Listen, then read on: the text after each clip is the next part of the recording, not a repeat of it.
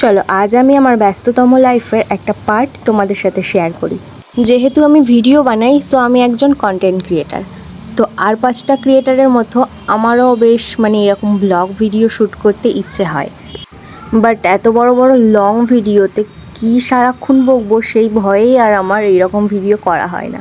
Short ভিডিওতে তাও বা যা হোক বকে দিই, বাট লং ভিডিওতে কি সারাক্ষণ বকতে থাকবো, সেই জড়তাটাই আমার মধ্যে কাজ করে, আর সেই ভয়ে আমি এরকম ভিডিও করি না। আর তোমরা যারা সোশ্যাল মিডিয়া থেকে আমাকে চেনো তারা হয়তো ভাববে আমি খুব দুরন্ত, দোষী বা ছটফটে, বকবকে, যা খুশি ভাবতে পারো।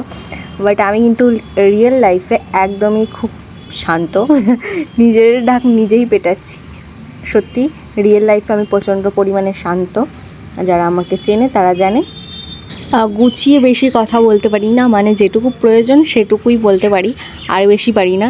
তো সেই সব ভয়েই আমি আর লং ভিডিও করা হয়নি আমার, এটাই বলতে চাইছি।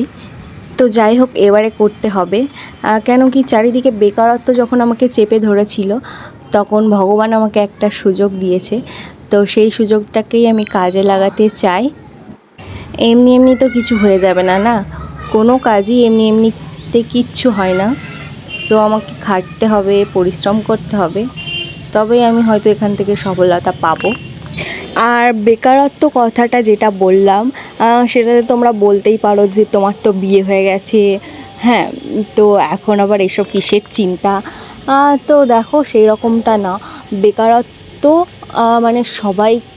বেকারত্বে সবাই ভোগে, ছেলে মেয়ে সবাই।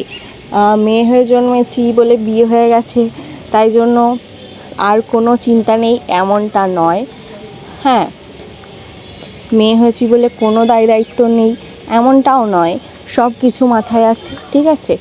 তো সেই সব চিন্তা ভাবনা থেকেই আর কি যদি কিছু করতে পারি। আর ভিডিও বেসিক্যালি আমি শখে বানাতাম, আমি অনেক বছর আগে থেকেই বানাই, সেটা একদম পুরো সম্পূর্ণ শখে।